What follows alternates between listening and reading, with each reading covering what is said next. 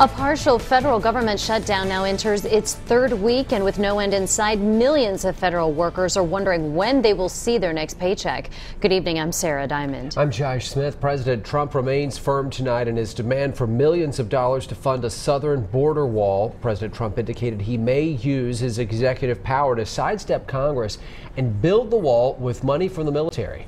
May declare a national emergency dependent on what's going to happen over the next few days. This afternoon, President Trump said he will deliver a primetime address tomorrow night on border security amid the ongoing shutdown fight. Meanwhile, lawmakers in Congress failed to reach a deal to end the partial government shutdown over the weekend. News Channel 11's Caroline Corrigan spoke with long-term Tennessee Senator Lamar Alexander and United States Congressman Phil Roe, who were in the Tri-Cities today. Well, Josh, Sarah, today in Unicoi County, Senator Alexander said a vote by the Senate on Democratic spending plans that don't include funding for the wall would just be a waste of time because the president would surely veto. Meanwhile, Congressman Phil Roe floated what he thinks could be a path forward out of the stalemate. There's no courage or skill in taking a position.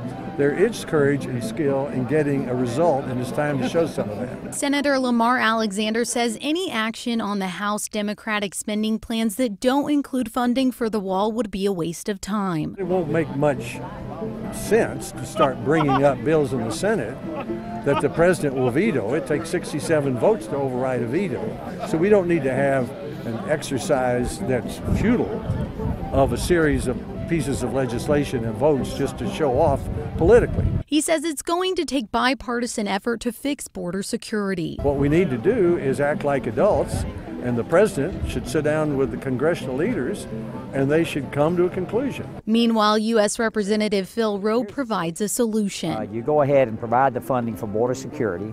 Number two, you look at a way that the dreamers, the kids who came here as children, there may be kids living right here in Unicoi County that came here.